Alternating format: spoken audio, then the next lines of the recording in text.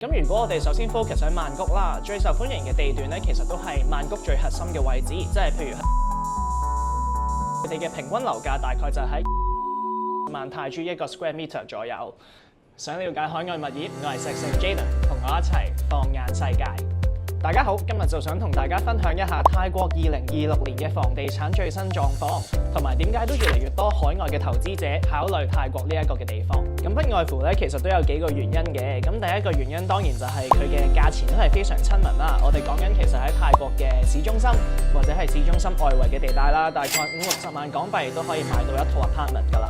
另外就係泰國當地嘅房地產咧，佢哋呢一個嘅租金回報率其實現時都係非常之可觀嘅喎。講緊我哋而家大概喺香港2至3厘嘅呢一個 rental yield 啦，咁其實喺泰國市中心一套 apartment 咧可以去到差唔多5至6厘嘅 rental yield 咁多，足足有成香港嘅1倍咁多嘅。泰國當地嘅旅遊經濟啦，亦都係非常之強勁嘅。去年啦，2025年咧係有超過3500萬嘅人次去到泰國呢一邊旅遊，以及咧其實整體市場嘅需求亦都係非常之強勁嘅。咁所以其實現時都有唔少嘅海外投資者，尤其是係一啲歐美國家或者東南亞嘅投資者咧，佢哋都會考慮泰國作為佢哋置產嘅一個目的地。首先咧，我哋可以睇下呢一個市場上面整體嘅需求啦。咁泰國當地嘅房地產網站咧 ，Living Insider 入邊咧可以睇得到，其實暫時而家市場上邊都係有超過75%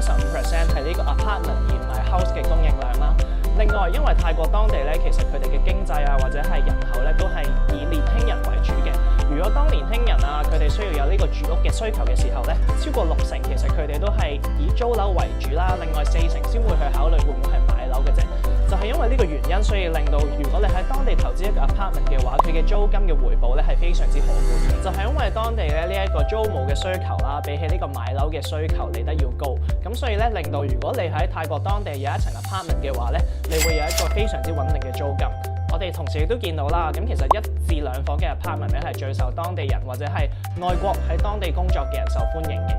最受歡迎就係1房，有超過60%嘅人其實都係揾緊一啲1房嘅單位啦。咁2房咧就差唔多係去到2成半呢一個數字，就剩翻最後嘅10% 咧，佢哋係可能揾緊大概3至4房呢一啲租務嘅樓盤嘅。咁主要嘅租客群咧，第一當然就係當地工作嘅年輕人啦。第二咧就係好多外籍人士，可能佢哋本身係一啲 freelance 或者係一啲 slashers， 即係佢哋咧其實唔需要喺 office 工作嘅，咁佢哋都非常需要喺當地租樓啦。另外最後就係一啲都係外國人為主嘅，佢哋就係本身佢哋可能喺香港或者係其他國家外派去泰國工作嘅人，咁佢哋都有一個非常之強大嘅租務需求。咁所以如果你係投資型買家嘅話咧，其實細單位即係1房單位咧，會係最受歡迎嘅產品。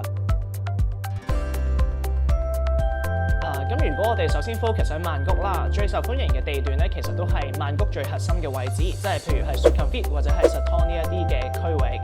我哋見到啦，其實咧泰國如果係核心嘅區域咧，佢哋嘅樓價都唔係真係咁平嘅喎。你話係最貴嘅，其實可以去到50萬泰銖1個 square meter。但係你話喺Sukhumvit 或者係 Satong 呢一啲比較係受本地人歡迎或者係外籍人士歡迎嘅地區咧，佢哋嘅平均樓價大概就喺20萬至到30萬泰銖1個 square meter。咁現時啦，目前最受歡迎嘅5個地鐵站咧，其實咧就係圍繞住喺 Sukhumvit 同埋 Satong 呢一個 location。第一就係 Thong Lo、Ekka Mai、Phrom Phong、On Loop 同埋 Satong Chon On Si 嘅地鐵站。主要受歡迎嘅原因當然就係因為交通便利啦，佢哋都係喺 BTS 或者係 MRT 站嘅附近。另外就係佢哋嘅生活配套非常之成熟。咁除咗交通之外，會有大型嘅商場啦、唔同嘅餐廳或者係 supermarket 可以 support 到佢哋每日嘅日常生活。最後咧，呢幾個地區咧都係外籍人士比較中意嘅地區，所以咧佢哋呢個樓價都係 keep 住一個比較高嘅水平啦。呢個租務嘅市場亦都係相對較為穩定。咁除咗曼谷之外咧，咁其實其他嘅旅遊城市，包括係芭提雅、布吉、清邁或者係華欣咧，其實都越嚟越受海外嘅投資者歡迎，因為旅遊經濟嘅帶動啦，好多嘅旅客咧都會去呢一啲嘅城市，可能係租1至2個月咁樣。咁當地呢一個嘅 Airbnb 或者係短租嘅市場亦都係非常之蓬勃嘅。咁所以如果你喺譬如布吉啊、芭提雅呢一啲地區有一個 condo 或者 apartment 的話咧，其實短租呢一個市場係非常之強嘅。喺旺季嘅時候咧，有時 rental yield 係可以去到9至10厘啦。如果 on average 嘅話咧，其實都每年差唔多俾到你一個6至7% 嘅 rental yield 左右嘅。另外啦，最近泰國政府咧亦都繼續大力推動呢一個旅遊嘅經濟。首先呢個 MotoGP 會喺呢個武里蘭嗰度舉行呢個大型嘅活動啦。另外，今年2026年 Tomorrowland 咧亦都正式落戶泰國嘅芭提雅啦。咁研究顯示啦，其實 Tomorrowland 咧會為泰國帶嚟差唔多15萬嘅觀光客，亦會帶動差唔多55萬泰銖嘅經濟效益。所以咧呢啲大型活動如果喺泰國舉行咧，都會繼續推高呢個樓市嘅。咁而家就同大家分析一下喺泰國當地投資物業嘅3大優勢啦。第一，當然就係我哋頭先一直講嘅租金回報啦。喺泰國嘅市中心，你可以攞到4至6厘呢一個嘅 rental yield。咁如果你話喺台灣啊、香港，可能其實大概係2至3厘左右啦。第二個其實就係外國人如果喺當地買樓咧，其實呢一個流程係相對嚟講係簡單嘅。咁泰國亦都係大力咁樣推動呢一個外國人喺當地去置業或者係投資啦，所以咧其實你喺當地係可以買到一啲 freehold 永久產權嘅物業。咁另外成個嘅 transaction 可能2個禮拜其實都已經可以完成到㗎啦。好，第三咧就係當地咧其實買樓嘅稅咧其實都非常之低嘅。咁你當買嘅時候咧，其實係唔需要俾印花稅，咁只係需要俾一個1% 左右嘅 transaction fee 啦。當你去賣嘅時候，咁如果你持有超過5年咧，其實呢個印花稅咧都係大概0.5% 左右。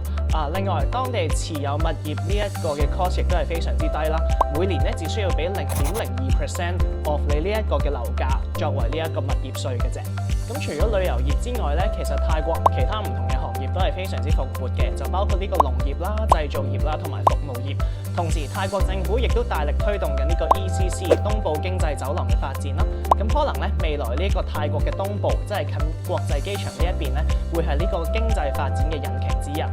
喺最新公布嘅呢個未來經濟信心指數入邊啦，咁其實泰國呢一個指數咧，亦都去到80.6分㗎啦。呢個代表啲咩咧？其實咧係最近呢6個月，當地嘅企業咧係對佢哋嘅經濟係非常之有信心嘅。咁整體嚟講啦，2026年泰國嘅樓市咧，其實都係逐趨穩定嘅。有幾個特點啦，第一個就係呢個租金嘅回報率亦都係非常之高啦。另外喺旅遊業帶動底下咧，其實亦都會越嚟越多嘅觀光客或者係外國嘅人去嗰邊工作。最後就係核心嘅區域咧，亦都係你最值得持有嘅地方。咁如果你現正考慮呢個海外嘅資產佈置咧，其實泰國都仲係一個非常之值得留意嘅市場嚟嘅。如果你都想了解更加多嘅海外物業資訊啦，歡迎 subscribe 我哋嘅頻道，我哋會持續為大家分享全球物業嘅趨勢。拜拜。